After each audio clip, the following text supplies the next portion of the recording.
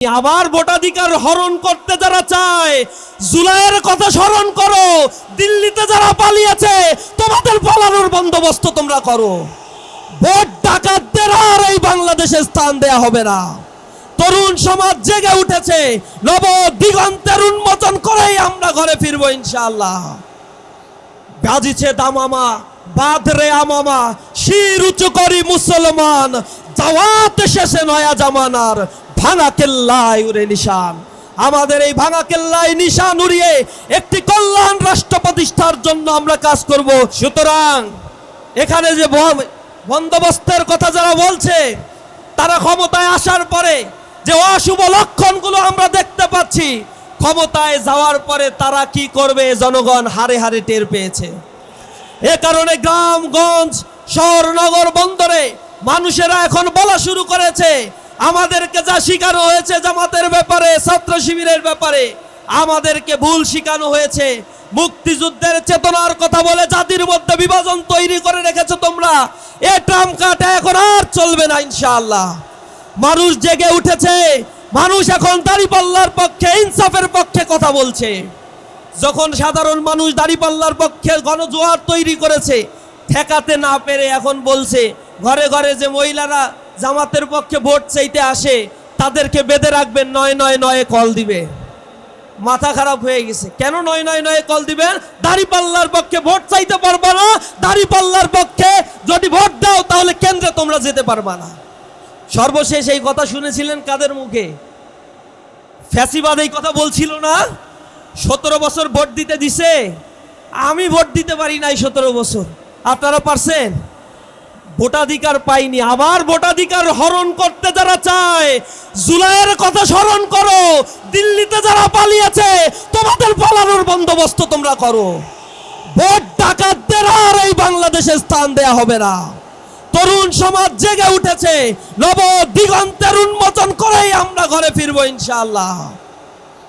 গাজিছে দামামা, বাদরে আমামা, শির উঁচু করি মুসলমান, দাওয়াত শেষে নয়া জামানার ভাঙা কেল্লায় উড়ে নিশান।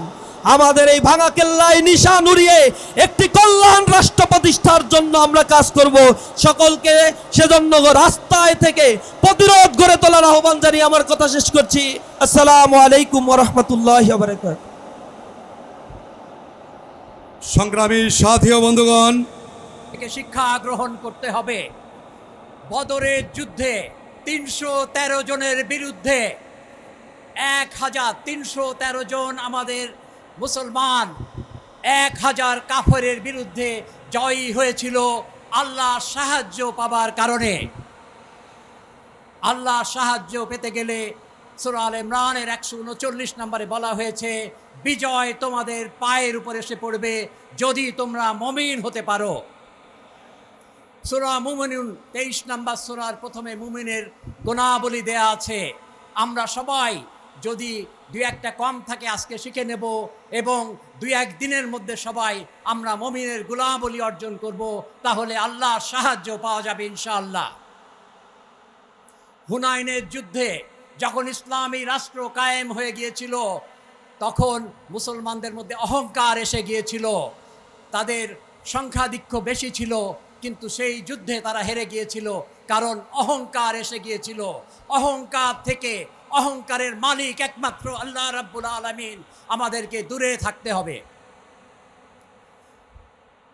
ওহদের যুদ্ধে মুসলমানরা হেরে গিয়েছিল, জিততে জিততে হেরে গিয়েছিল, কারণ আনুগত্য করা হয় নাই। আপনার আমিরের আদেশ সেখানে পালন করা হয় নাই। আমাদেরকে যে আদেশ দেয়া হবে সেটাকে সম্পূর্ণভাবে পালন করতে হবে। রাজি আছেন ইনশাআল্লাহ? খন্দকের যুদ্ধে মুসলমানরা জয়ী হয়েছিল হিকমতের মাধ্যমে, স্ট্র্যাটেজি, প্ল্যানিং। যে প্ল্যানিং আপনাদেরকে দেয়া হবে সেটা পছন্দ না হলেও সংগঠন থেকে যেটা দেয়া হবে সেটাকে পালন করতে হবে ইনশাআল্লাহ। 4টা মূলনীতির মাধ্যমে আমরা 11 দল একত্রিত হয়েছি। প্রথম হলো দুর্নীতির মূল উৎপাদন করতে হবে। আমাদের দেশে 1 কিলোমিটার রাস্তা তৈরি করতে লাগে 82 কোটি টাকা, চায়নাতে লাগে 12 কোটি টাকা। আমাদের শ্রমিকের মূল্য 12,000 টাকা, চায়নাতে হলো 60,000 টাকা। এখানে আমাদের দুর্নীতিকে মূলোৎপাটন করতে হবে, দুর্নীতিকে সাহায্য করা যাবে না, এটা হলো আমাদের দ্বিতীয় সত্য। তৃতীয় হলো আমরা 2টা ভোট ঠেকেছে, ভোট কে কে দিবেন হাত উঠান, আলহামদুলিল্লাহ। এবং সবচেয়ে শেষে হলো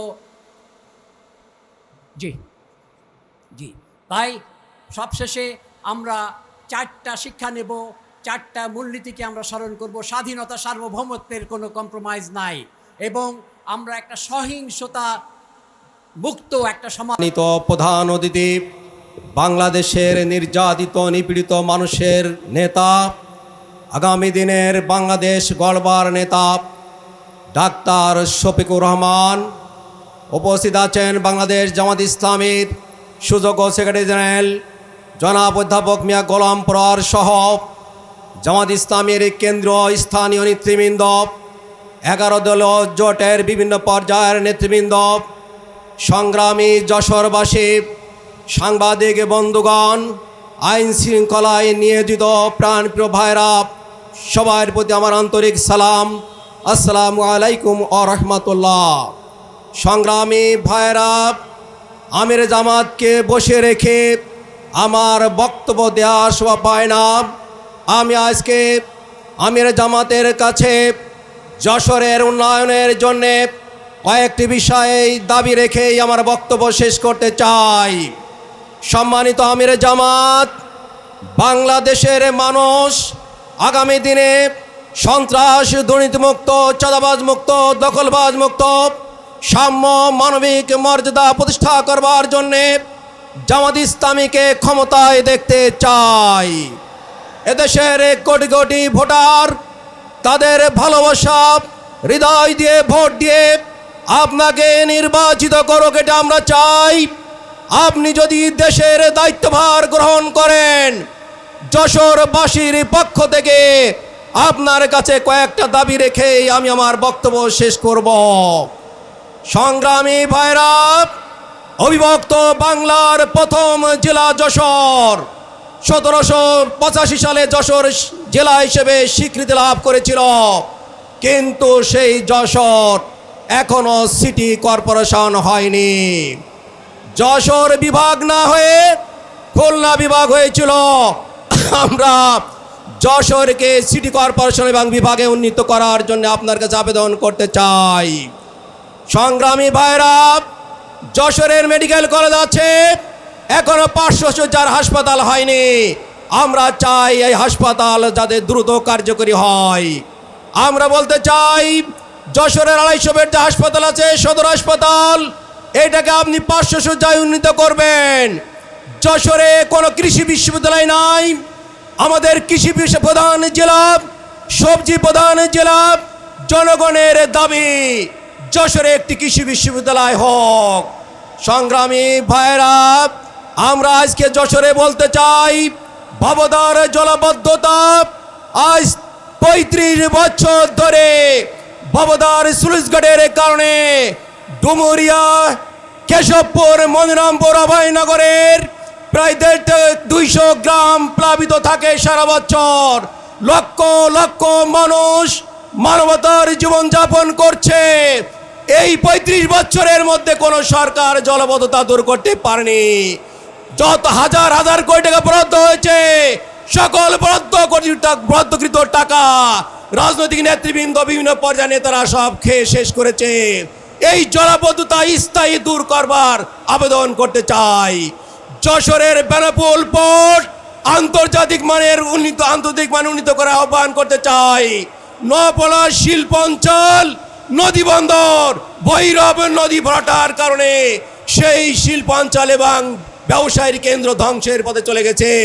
আমরা চাই ভৈরব নদীর সংস্কার, নোয়াপাড়ার যানজট মুক্ত করে আগামী দিনে ব্যবসায় সুন্দর যাতে পরিবেশ সৃষ্টি হয়। সংগ্রামী ভাইরা, আমি বলতে চাই, আগামী দিনের নির্বাচনে এদেশের মানুষ দুর্নীতিবাজ, চাঁদাবাজ, দখলবাজ, সন্ত্রাসীদেরকে ভোট দিবে না।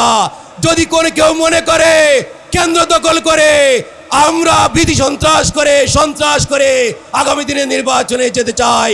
অতীতের ইতিহাস থেকে তাদের শিক্ষা গ্রহণ করতে হবে। কোন ফ্যাসিবাদী সরকারকে বাংলাদেশের মানুষ ক্ষমা করেনি। তা আসুন, আগামী দিনের বাংলাদেশ দাঁড়িপাল্লার বাংলাদেশ, আগামী দিনের বাংলাদেশ জামাত ইসলামী 11 লক্ষ বাংলাদেশ। সবাইকে ধন্যবাদ জানিয়ে আমার বক্তব্য শেষ করছি। আল্লাহ হাফেজ।